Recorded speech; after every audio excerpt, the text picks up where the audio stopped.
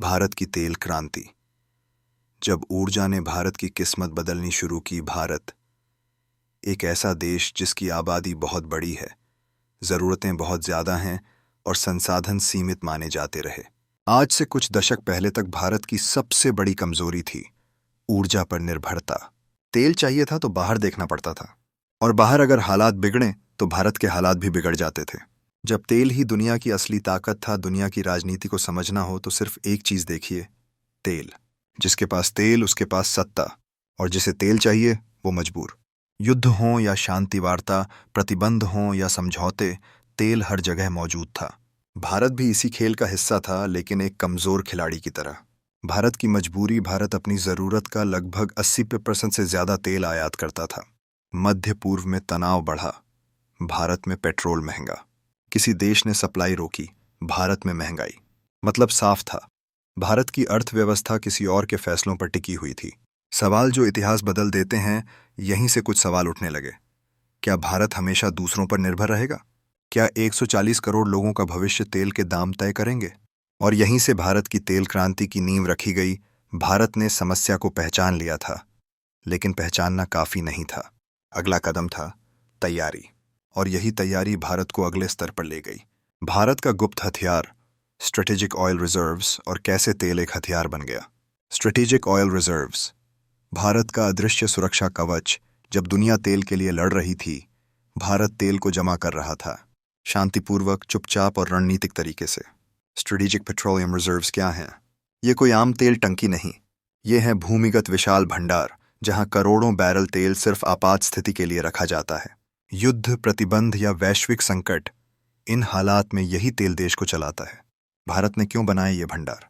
क्योंकि भारत समझ चुका था, तेल सिर्फ ईंधन नहीं, तेल हथियार है। कुछ देश तेल रोककर दूसरों को झुकाते हैं, भारत ने तय किया अब नहीं।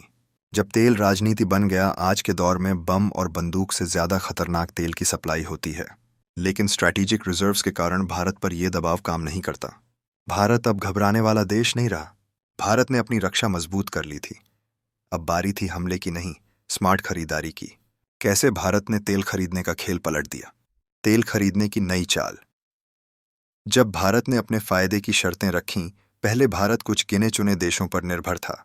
अब नहीं, सप्लायर बदले, सोच बदली। भारत ने तय किया, जहां सस्ता, जहां सुरक्षित, जहां फायदेमंद, वहीं से तेल, चाहे दुनिया को पसंद आए या न आए। ये फैसला भावना से नहीं, रणनीति से लिया गया था।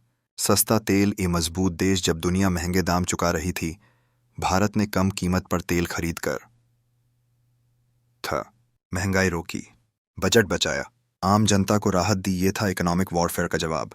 रणनीति का असर, भारत अब तेल खरीदने वाला नहीं, तेल तय करने वाला बन रहा था। लेकिन भारत यहीं नहीं रुका। असली खेल तो तेल को बेचने में था। भारत कैसे बना refining power house? Refining power, कच्चा तेल नहीं, तैयार ताकत। भारत सिर्फ तेल आयातक नहीं है, भारत तेल को बदलने वाला देश है। रिफाइनिंग का मतलब क्या है? कच्चा तेल सीधे काम का नहीं होता।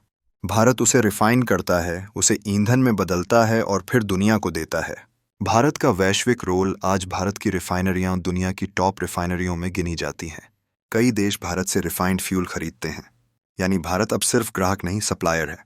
रोजगार और उद्योग, तेल सस्ता हुआ, उद्योग बढ़े, नौकरियां बढ़ीं। ऊर्जा नीति सीधे जमीन से जुड़ी। लेकिन भारत जानता था, तेल हमेशा नहीं रहेगा। भारत का भविष्य तेल से आगे।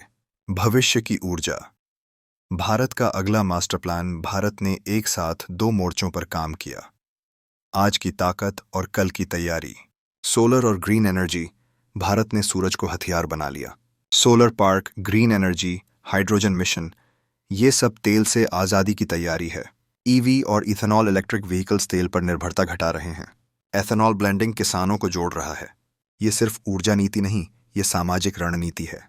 भारत की तेल क्रांति सिर्फ तेल की कहानी नहीं, ये कहानी है सोच बदलने की। आज भारत ऊर्जा से डरता नहीं, ऊर्जा को चलाता है, और यही ताकत भारत को भविष्य की वैश्विक शक्ति बनाएगी। अगर आप ऐसे ही गहराई से समझाई गई आर्थिक, वैश्विक और रणनीतिक विश्लेषण वाली वीडियो देखना चाहते हैं तो इस चैनल को लाइक जरूर कीजिए। और अगर आप चाहते हैं कि दुनिया की बड़ी खबरों के पीछे छुपी असली ताकत, खामोश फैसले और लॉन्ग टर्म गेम आपको सबसे पहले समझ में आए, तो सब्सक्राइब करना बिल्कुल न भूलें। वीडियो को शेयर भी कीजिए। क्योंकि आज की दुनिया में जानकारी ही असली शक्ति है।